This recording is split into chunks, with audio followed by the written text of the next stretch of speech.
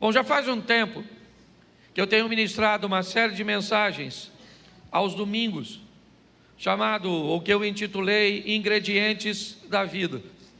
Coisas que são importantíssimas, fundamentais, para que possamos conduzir a nossa vida. Eu tenho procurado mostrar às pessoas que Deus deixou, no início do Gênesis, os códigos, os princípios, que se obedecermos, podemos conduzir a nossa vida de uma forma extraordinária. A Bíblia é um livro que precisamos ler diariamente, porque todas as vezes que lemos, há uma mensagem diferente. Ela é viva e ela se adequa, ela se adapta, ela fala conosco. Mas quando o assunto é vida na terra, 2 capítulos apenas, se forem lidos e entendidos com maestria, darão a você um nível de vida nessa terra extraordinário. Só 2, pastor. Nossa, só 2. Eu não estou falando de salvação, eu estou falando de vida terrena.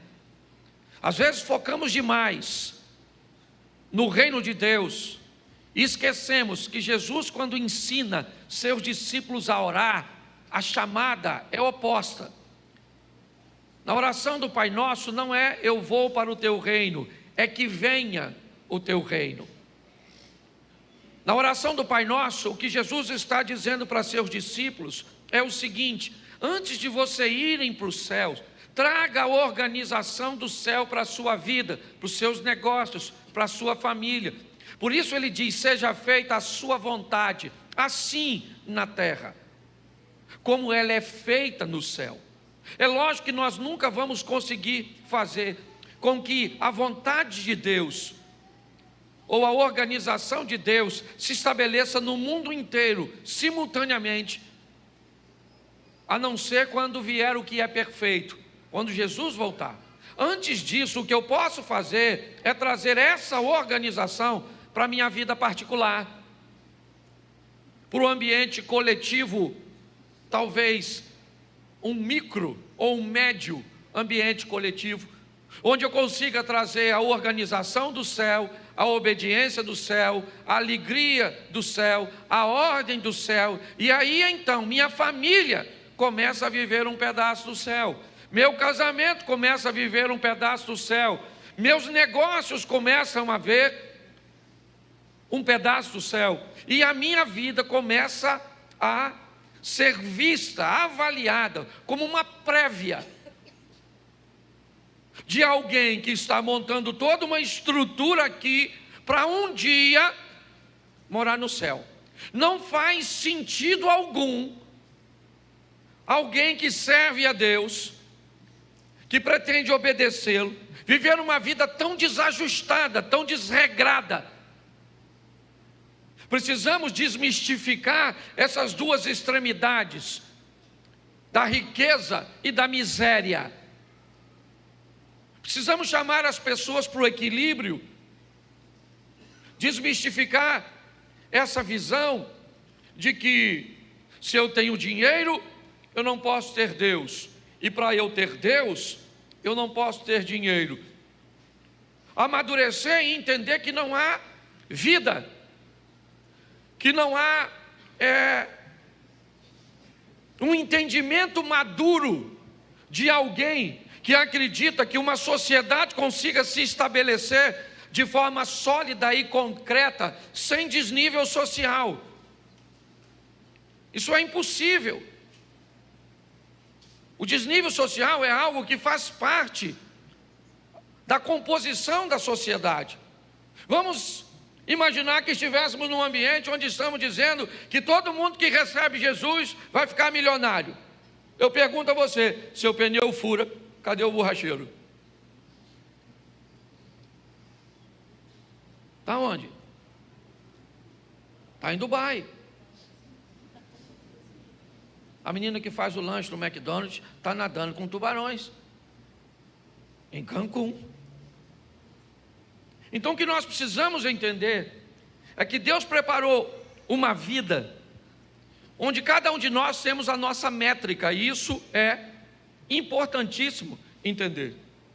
Quando nós olharmos para os 2 capítulos primeiros da Bíblia, ali nós vamos aprender em Deus, como aquele que antes de ter o filho, estabelece o sistema,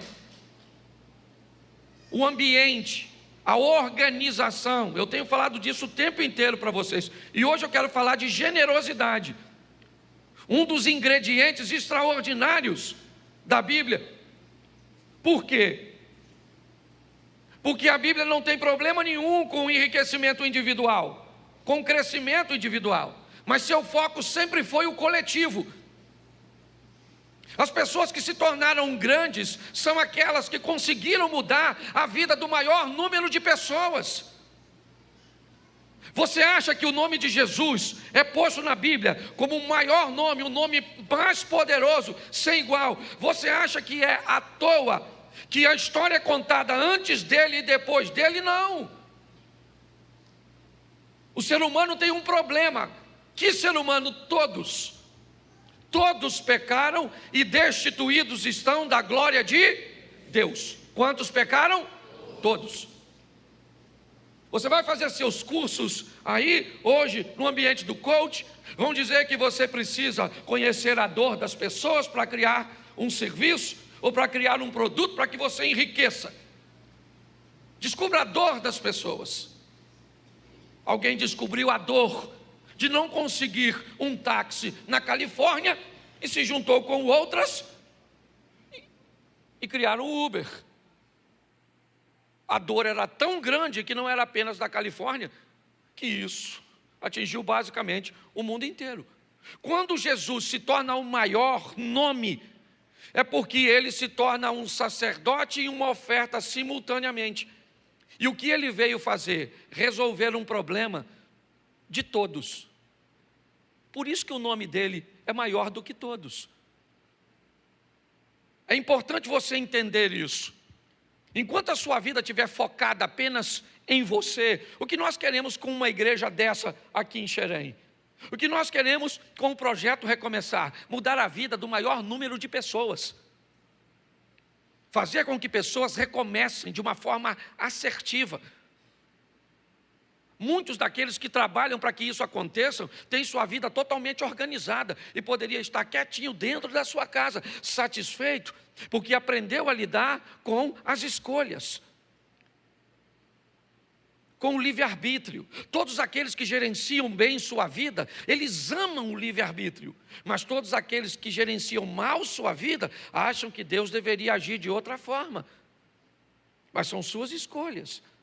E dentre elas eu falei sobre tantas coisas, mas hoje eu quero falar rapidinho. Esse culto, né, ele tem que terminar aqui 7h15, então rapidinho para você entender. Generosidade é o tema. Pastor, o que é ser generoso? Eu fiz uma coisa bem simples, vocês sabem como eu sou. Ser generoso é conseguir obter prazer através da vantagem do outro. O generoso é aquele que ele fica feliz, ele se alimenta de ver o outro bem, de oferecer ao outro uma vantagem, de ver o outro feliz. Quando? Sempre. Se você, para ser generoso, você precisa ter dinheiro, você não é generoso, você só vai estar generoso. Porque se você perder a condição financeira, você deixa de ser generoso. Quando você é generoso, você reparte o muito que tem ou o pouco que tem. Porque o generoso, ele é generoso. Se ele tiver meio prato de sopa, ele ainda divide com mais 2. Porque a generosidade está nele. O generoso, ele pode estar numa posição confortável ou não, que ele é generoso. O generoso é aquele que vai fazer algo e pode levar vantagem com aquela generosidade ou não, e ele vai fazer do mesmo jeito, porque tem gente que só é generoso com gente que pode retribuí-lo. Isso não é generosidade. Quando nós olhamos para isso, nós descobrimos que com quem eu vou ser generoso? Com quem eu conheço e com quem eu não conheço. independente da medida. Por isso que às vezes nós falamos algo que a maioria das pessoas às vezes não tem noção do resultado. Por que você não levanta todo dia de manhã e compra 5 pãezinhos 2 vezes na semana e bate na casa de alguém que você sabe que não tem uma condição tão legal e dá para ela? Isso faria tanta diferença na sua vida, sim ou não? Isso, só se você for generoso. Porque se não for, não tem impacto na sua vida. Melhorar a vida dos outros é a nossa missão. É preparar pessoas para viverem uma vida extraordinária aqui na terra. Uma vida sensacional aqui e depois ir para o céu. Não há permuta na Bíblia, é graça. Graça é um favor que você não merece, não adianta. Todas as vezes que você encontra com Jesus, se você encontrar com Jesus de verdade, aprenda uma coisa: todas as outras pessoas desaparecem no momento do encontro. Porque Jesus faz com que você veja você mesmo. E quando você olha para você, você descobre que agora, olhando para você de uma forma nítida, mostrada por aquele que te criou, você descobre que você não tem autoridade para criticar ninguém. E aí você consegue se ver como igual ou pior. Porque o apóstolo Paulo diz que dos pecadores, ele se via como o pior. Quando nós nos colocamos nesse posicionamento, perdemos o direito de criticar os outros. Por isso, todas as vezes, isso eu falo de mim, e já falei isso aqui na igreja, todas as vezes que eu me pego falando mal dos outros, eu sei que eu estou perto do diabo. Todas as vezes que eu me vejo falando bem dos outros, eu sei que eu estou perto de Deus. Se eu estou falando bem dos outros, pastor, mas tem muita gente ruim. Aliás, eu tenho descoberto que não tem gente ruim não, e nem errada. Todo mundo é certo, só pode estar no lugar errado. Todas as pessoas me parece que têm o seu lugar na sua vida. Talvez não tão perto.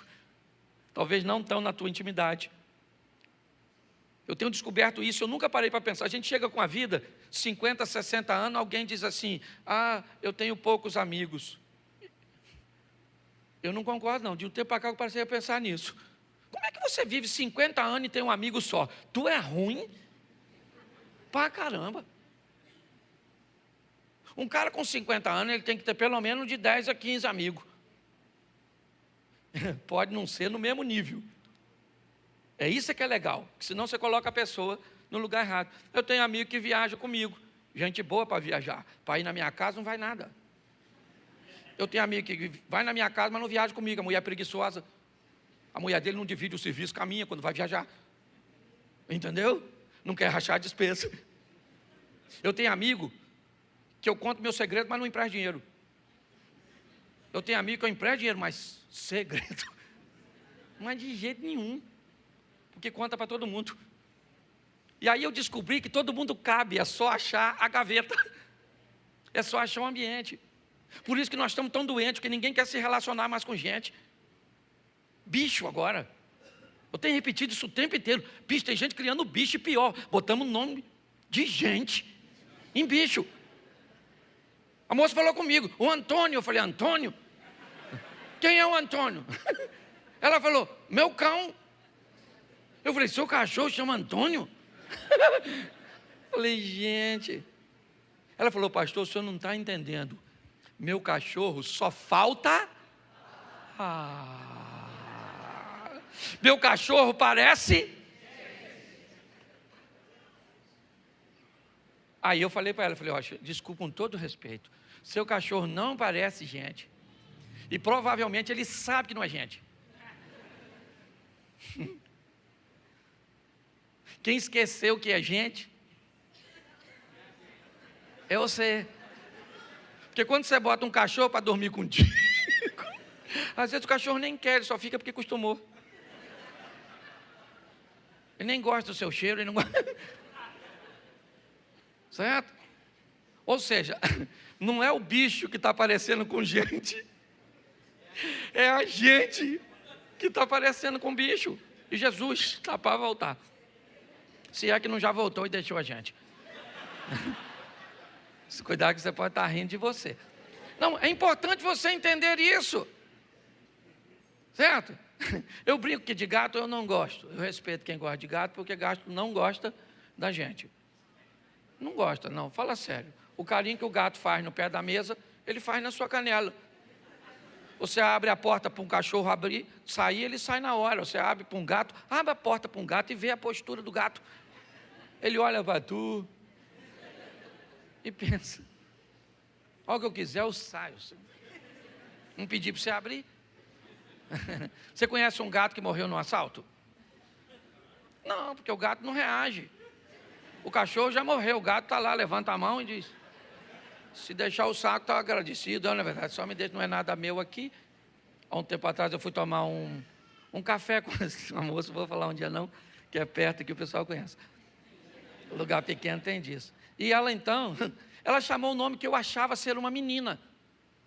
Entrou um frango pela porta da cozinha. Eu estava com uma xícarazinha de café, Lu, e aí entrou um franguinho da pescoço pelado. Nunca na minha vida eu já vi chamar o frango, mas chamar o nome de uma pessoa e vi um frango, eu achei extraordinário. Pois bem, aí ela olhou para mim e disse, pastor, é linda, não? E ela, pensa numa franguinha bonitinha, dava até pena de matar. Só que o pior estava para vir. Ela olhou para a frango, pastor, é linda? Eu falei, linda. Ela falou, sim, é minha filha. Quando ela falou, a minha filha, aí a cabeça do comediante, ela abriu, Daniel. Ela abriu. Eu falei, essa dona bota ovo, não é possível. O que é? Não, pare, olhe para mim. O que eu quero que você entenda é que tem gente que está tão decepcionado em viver com gente, falta de habilidade. Quem começa achando que todo mundo é bom, termina achando que todo mundo é ruim. E todo mundo cabe na sua vida. É só você saber o nível. Os mais próximos, os médios, distante, a turma do sol, o buraco negro. Você está entendendo? Tem gente que vai ficar bem distante, mas cabe.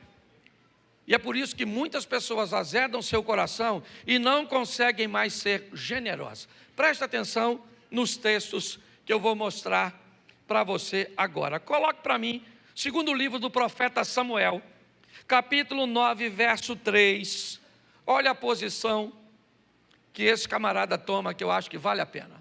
E disse o rei Davi, não há ainda algum da casa de Saul para que eu use com ele de benevolência de Deus?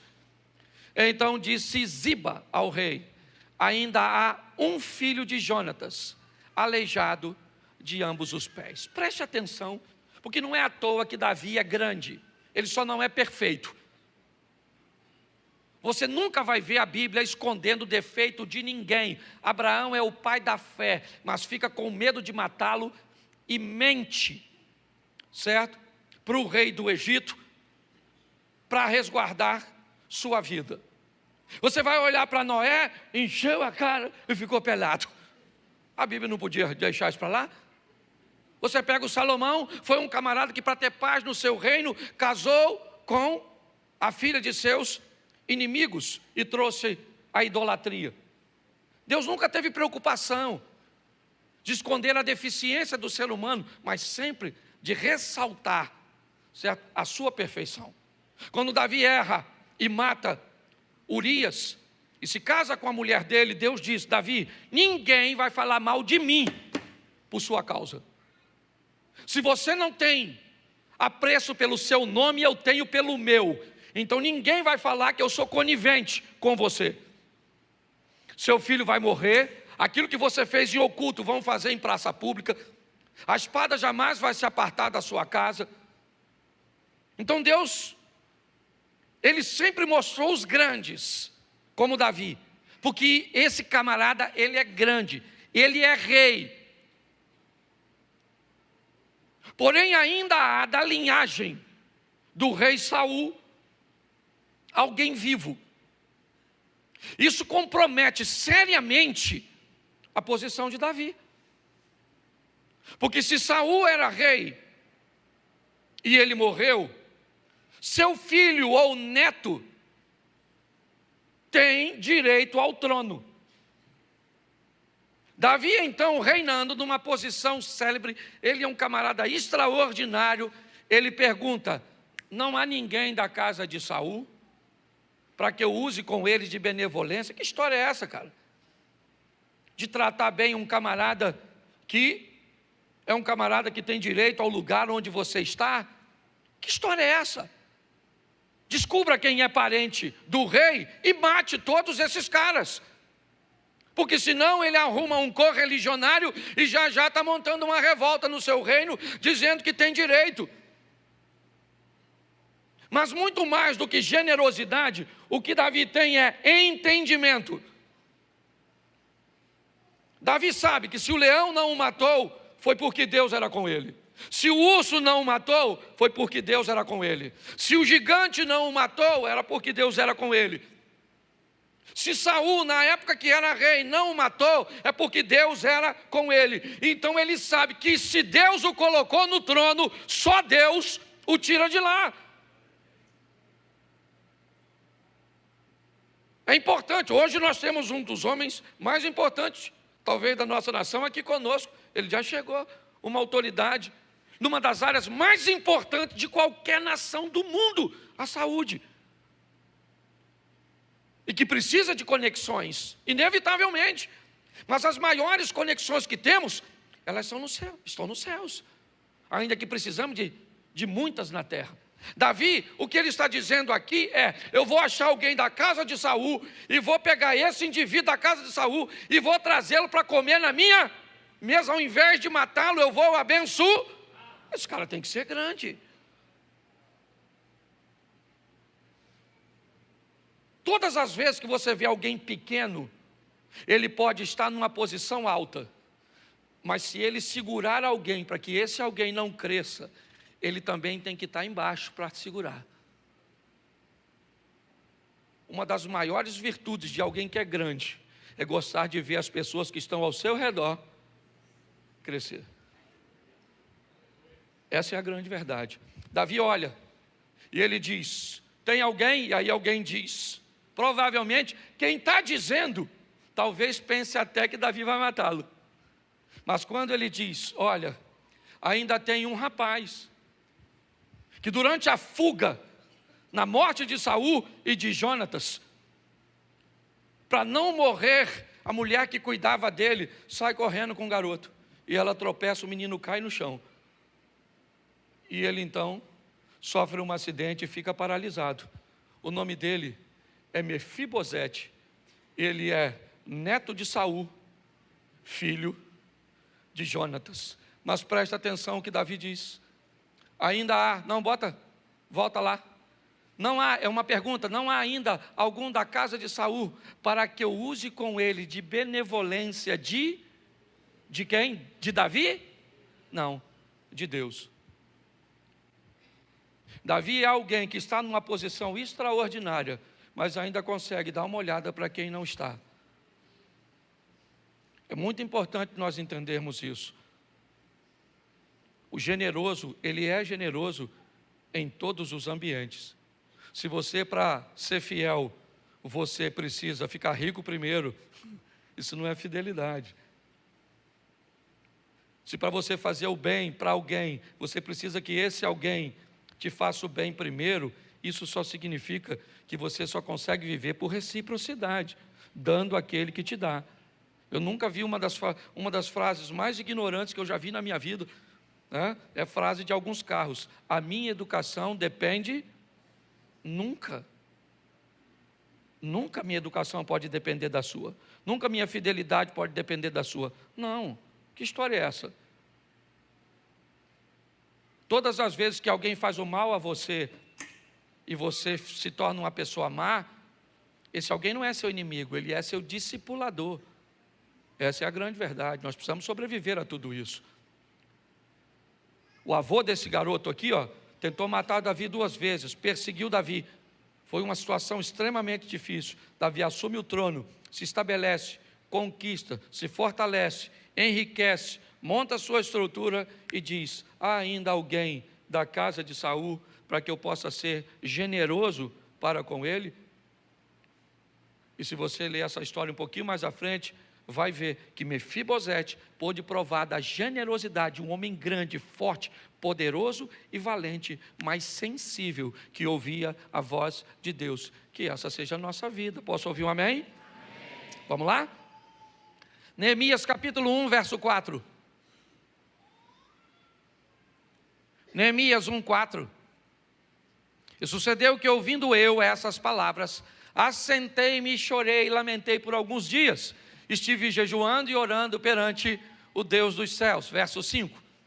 E disse: Senhor, Deus do céu, Deus grande e terrível, que guarda o conserto e a benignidade para com aqueles que te amam e guardam os teus mandamentos.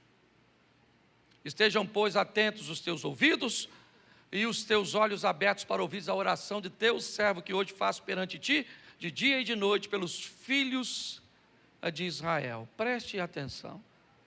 Neemias, o copeiro de Artaxerxes, o rei da Pérsia, segundo maior império que já governou a terra, perdendo apenas para o babilônico de Nabucodonosor. Foi esse império que o destituiu. Quando nós olhamos para esse ambiente, nós descobrimos algo extraordinário. Quem é Neemias? Ele é o copeiro, um conselheiro, alguém muito próximo do rei. E nesse ambiente, ele tem todas as vantagens possíveis. Mas quando chega alguém vindo de Jerusalém, ele pergunta: como é que estão as coisas lá? Ele disse: olha, lá as coisas não estão boas, Neemias.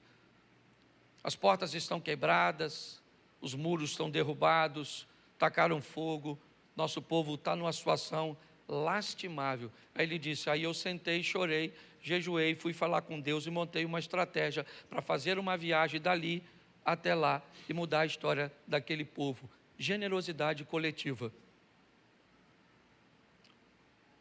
Quando nós olhamos anteriormente, vemos Davi estabelecendo a generosidade individual, porque às vezes o que dá para você é ajudar um vizinho, é ajudar um mendigo, é ajudar um necessitado, é ajudar um casal que está se separando, é ajudar alguém com pouco recurso que você tem. Quero usar o exemplo de Davi, mesmo sendo rico, aquela ajuda pequena, mas que faz a diferença na vida de uma pessoa. Mas talvez você possa fazer a diferença para um grupo de pessoas, para um asilo, porque você sabe contar histórias, para uma casa de recuperação. Você pode doar um pouco do seu tempo. Quando nós olhamos para esse exemplo, o que nós estamos vendo é um camarada que está numa situação extremamente agradável, mas naquele ambiente ele é generoso, e o generoso, ele não consegue ser feliz se alguém estiver sofrendo. É isso, e é isso que ele faz. Esse camarada, ele faz uma viagem, reconstrói os muros, enfrenta os obstáculos para mudar a vida dos outros. Me perdoe o que eu vou falar, mas muitos de nós, se não prestarmos atenção, cruzamos aquelas portas olhando só para o nosso umbigo. É o meu casamento, é a minha dívida, é a minha saúde, é o meu problema, é a minha casa, é o que eu estou querendo, é o que eu estou querendo, e o outro é que se dane, é cada um por si e Deus por todos. Até os mosqueteiros estão melhor que a gente. Mudar a vida dos outros é a essência. Eu tenho que pular agora para usar o texto, porque eu ainda não comecei a pregar, eu começaria agora. Lucas 10, 25, eu vou ler e depois vocês pegam aí em casa. Eu ainda quero orar pelo ministro, tá certo? Quero agradecer, anunciei que o senhor vinha. Obrigado, Daniel, Wilton, Luciana. Que Deus abençoe, certo? É um prazer recebê-lo aqui. Na verdade, eu falei antes do senhor chegar, que a vinda do senhor aqui é um cumprimento de uma palavra profética que nós temos para a nossa igreja, que viriam para Xerém, pessoas que nunca viriam aqui, autoridades, e hoje nós temos o senhor aqui. Na verdade é simplesmente um cumprimento daquilo que Deus já faria. Então não vou nem agradecer o senhor por estar aqui, porque eu sei que foi Deus que mandou, certo? Tá bom? E eu sei que o senhor ouve a voz de Deus. Vamos lá, Lucas 10, 25, deixa eu ler bastante, vou falar pouquinho. Eis que levantou um certo doutor da lei, tentando, dizendo: mestre, que farei para herdar a vida eterna? Preste atenção, essa é a história que deve estar na boca de todo mundo, talvez não dos mais jovens, mas de quem está morrendo, ou pelo menos de todo crente. vida eterna. Vida eterna, gente, pensa num assunto sério, que a alma é a mais interessada, porque nós somos uma trindade. Quando nós olhamos para Deus, por que Deus criou tudo? Porque nós entendemos que, biblicamente, tudo que Deus cria, Ele assina. Ele assina tempo? Assina, porque foi Ele que criou. Então o que é tempo? Presente, passado e futuro. Sim ou não? Isso. Quando nós vamos ver Ele criando a matéria, prótons, elétrons e nêutrons. Quando nós vamos ver os estados, sólido, líquido e gasoso. Quando nós vamos ver a música, vamos ver ritmo, tudo que você vai ver Deus assinando. E quando Ele fez você, Ele fez corpo, alma e espírito. Tem duas coisas que você não precisa se preocupar. O espírito que vai voltar para Deus, ele é perfeito. E o corpo que vai voltar para a terra. Mas é a alma, vida eterna. Não tem nada mais importante que isso. Por isso que a Bíblia começa dizendo, no princípio cria Deus céus e terra. Céus e terra, porque céu sempre primeiro, terra depois. A terra é importante, sim ou não? Sim ou não? Porque se não cuidar dela, ela acaba. Mas o céu sempre vem primeiro. Quando você se envolve no humanismo, principalmente ateísta, muda o jogo. Você até se preocupa com o céu. Mas é primeiro, no princípio criou Deus, terra e céu. É a opinião dos outros que vale, é o posicionamento dos outros que vale, é assim que funciona. Esse camarada, me parece que há uma reunião, está todo mundo sentadinho, quando esse doutor da lei se levantou para interpelar Jesus sobre o assunto vida eterna. Preste atenção, vamos lá. Ele disse, volta para mim por favor, que eu me perdi. Eis que se levantou um certo doutor da lei, tentando, dizendo, mestre, que farei para herdar a vida eterna? Disse-lhe, olha só, e ele lhe disse, que está escrito na lei e como leis? Preste atenção, Jesus, além de não responder o que o cara perguntou, ainda pergunta, em cima da pergunta do cara. O que ele está perguntando? O que você sabe sobre vida eterna? E como é que se lê? Aí ele vai dizer o que ele sabe. Respondendo ele, disse, amarás ao Senhor teu Deus de todo o teu coração, de toda a tua alma, e de todas as tuas forças, e de todo o seu entendimento, e ao teu próximo como a ti. Isso, ele sabe, sim. Todas as vezes que você pergunta algo a alguém, provavelmente 3 finalidades você tem. Principalmente básicas. Primeiro, você pergunta porque você não sabe, e você indaga a pessoa porque quer trazer o conhecimento dela para você. Segundo, você pergunta para comparar se o que você sabe está certo e que é mais uma fonte de avaliação. Ou terceiro, você quer envergonhar o indivíduo tendo a expectativa de que ele não saiba responder. Quando Jesus volta para ele, ele responde exatamente, vamos amar de todas as forças e ao próximo. Vamos ver o que Jesus disse. E disse-lhe Jesus, respondeste bem, faze isso e viverá. Jesus disse, rapaz, você está me perguntando algo que você já sabe. Esse dia uma mulher veio aqui falar comigo, pastor, meu marido me bateu, o que eu faço? Eu falei, não sei. Ela falou, o senhor não acha que eu devo denunciá-lo? Eu falei, eu não acho nada. Pô, pastor, mas ele bateu em mim. Bateu. Denuncio ou não denuncio? Não sei. Porque o que ela queria? Denunciar sim ou não? Claro que queria. Ela só queria que eu dissesse para ela denunciar, que ela denunciava e quando o marido fosse falar com ela, ela ia falar o quê? O pastor mandou denunciar, eu nem queria. Aí, sabe quem ia estar pregando aqui? Uzia. Porque eu morri. Aqui, O que isso aqui demonstra? Que a maioria de nós já sabe o que precisa ser.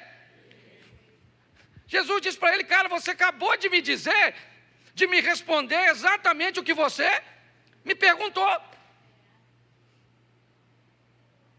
Então Jesus diz, já que você sabe, vai e põe em... Porque uma coisa é saber. Mulheres, Sede submissa aos vossos maridos. Sabe disso? Nem emudeceu? Deixa eu trocar a pergunta para os homens. Homens, amai as vossas esposas como Cristo amou a igreja. Tu ama, miserável? Filho, honre o filho honra. Todo mundo sabe o que precisa ser, mas ninguém faz. É isso que está, a conversa aqui é essa. Só que o assunto é mais profundo, porque a vida é eterna. Mas a regra é a mesma para a vida aqui na terra. Presta atenção. Jesus falou, vai lá e faz isso, que você viverá. Beleza, vamos embora? Ele, porém, querendo justificar-se a si mesmo, disse, quem é o meu? Pensa numa pessoa difícil de você identificar. O seu próximo. Por quê? Porque ele é todo mundo.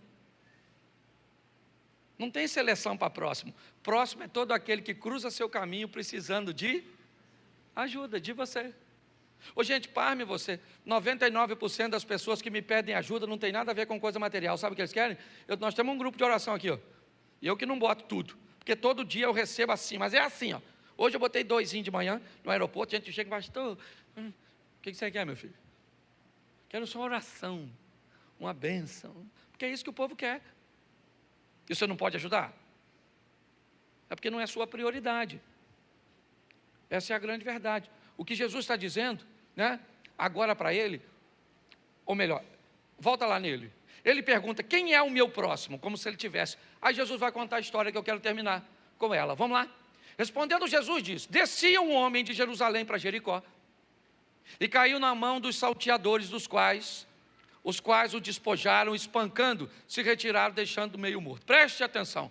Imagine que Jerusalém é Petrópolis, e esse cara está indo para a refinaria Reduc, ok? Só para você entender, a nível geográfico, o que é Jerusalém. Por isso que todas as vezes que você vê Jerusalém, ou alguém está subindo ou está descendo. O texto está dizendo, né, que um indivíduo, ele desce, ele está vindo de Jerusalém, ou seja, de Petrópolis para Caxias, certo? No caminho, aí, ele encontra os salteadores. Tá certo? Que o espancam e deixam ele meio morto. Só para você entender. Então está lá o cara meio morto, jogado. Vamos ver o que acontece que Jesus quer transmitir. Ocasionalmente, preste atenção, em algumas traduções Jesus está dizendo que quase sempre um cara vai passar por ali. Esse camarada é um sacerdote. Ele também está descendo. Provavelmente é mais ou menos como aquelas cidades que para morar é muito caro e você usa uma cidade próxima como moradia. É mais ou menos Jerusalém e Jericó. Muitos trabalhavam em Jerusalém, mas usavam Jericó como uma cidade dormitório, porque era mais barato. O sacerdote, me parece, servia a Deus em Jerusalém, terminou seu turno, ele está descendo para dormir em casa, em Jericó. Por isso que é ocasionalmente. E o que ele vê? Ele vê o cara ferido. E o que ele faz? Nada. O sacerdote terminou seu turno da igreja, está tudo certinho, e está indo embora. Ele olha o indivíduo e não tem generosidade, não tem misericórdia, não tem nada. Tenha fé, tenha Bíblia na mão, tenha canção na mente. O que não tem é vida. Não estou levando para a extremidade, temos que ter os dois. É só para você entender. Muito bem, vamos ver o que Jesus continua dizendo. De igual modo, então, igualzinho, agora também vem um levita, que também serve na casa do Senhor, um posicionamento talvez inferior um pouquinho ao sacerdote, ainda que todo sacerdote também fosse levita. Ok? Mas ele também faz a mesma coisa. Observa o indivíduo e deixa o indivíduo onde ele está. Não tem tempo para cuidar. Talvez está cansado, tem recursos só para ele e não vai dividir. O que eles não sabem é que o que eles sabem na Bíblia de ajudar o próximo, eles precisam entender quem é o próximo. Anteontem, eu estava indo para Cuiabá, fiz uma escala em Guarulhos. E aí, uma moça me abordou chorando. Eu falei, o que foi? Ela me disse, eu vim para cá para tentar uma inseminação artificial. Eu fiz, meu marido está ali, e quando eu vi o senhor, eu quis vir aqui falar com o senhor. Eu falei, é um prazer. Ela falou, gosto muito do senhor. Eu falei, está certo, Deus abençoe. Porque você acaba acostumando a ouvir as histórias. Aquilo pode se tornar comum. Ela virou as costas e foi, sentou e começou a chorar. Quando eu olhei aquela mulher chorando, me deu uma tristeza tão grande. Eu tratei ela com toda a educação possível, é verdade. Mas eu poderia ter dado para ela muito mais do que dei, só que naquele momento eu estava preocupado com meu celular. E aquela mulher estava preocupada com o futuro dela, com ter um filho. Eu então fechei meu celular, fui até ela, abordei os dois novamente, orei com eles, dei uma palavra de conforto para eles. Por quê? Porque o próximo é aquele que passa. É isso que está acontecendo. O cara está saindo da igreja, os dois, da igreja para casa, sabe? Ah, mas eu não tenho tanto. Cuidado com o que você diz que não tem. Às vezes é só um pouquinho de você que pode ficar. Esse é o grande problema hoje, até da nossa família. Saímos trabalhando para trabalhar de casa durante o dia e levamos o quê? O melhor de nós. Deixamos tudo na rua. E quando a gente volta para casa, o que chega em casa é apenas o pior de nós. Só o refil. Pare e pense. Quando Jesus conta essa história, olha só, vendo passa ao largo, agora quem é que vem? Mas agora vem um samaritano. Não sei o que eu posso usar, porque hoje é tudo, qualquer coisa que eu usar pode ser. Não sei o que eu posso usar como samaritano. Um cara doidão. O samaritano, cara doidão, descobriu o metido, sem grana, certo? Provavelmente, sei lá, qualquer coisa que eu falar, vão usar contra mim. Não posso falar mais nada. Se eu falar que o cara tem tatuagem, eu estou lascado. Se eu falar que o camarada é macumbeiro, eu estou lascado. Se eu falar... Então era um cara.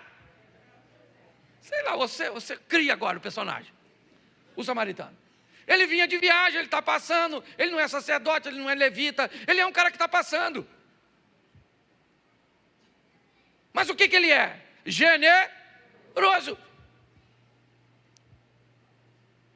E quando ele passa, ele vê o indivíduo naquela situação, ele não quer saber quem é o cara, se ele é judeu, se ele é samaritano, se ele é rico, se ele é pobre, se ele, certo, estava certo, se ele estava errado, porque o generoso, ele não quer saber nada disso, ele só quer ajudar e pronto.